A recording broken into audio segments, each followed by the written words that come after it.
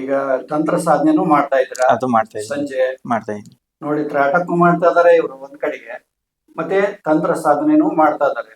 ಕುಂಡಲಿನಿ ರಾಜಯೋಗ ಪೂರ್ಣ ಮಾಡಿದ್ದಾರೆ, ಮತ್ತೆ ತಂತ್ರನು ಮಾಡ್ತಾ ಇದಾರೆ, ತ್ರಾಟಕನು ಮಾಡ್ತಾ ಇದಾರೆ. ಮತ್ತೆ ಇವರು ಜಾಬ್ ಮಾಡ್ತಾರೆ.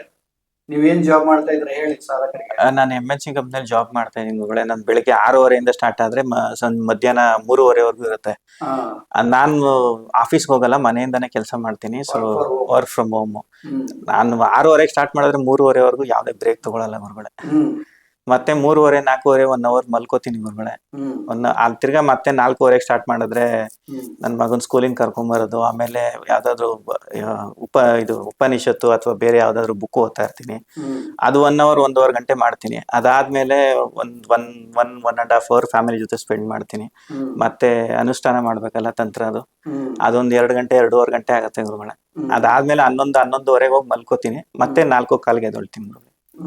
ನಿಮ್ದು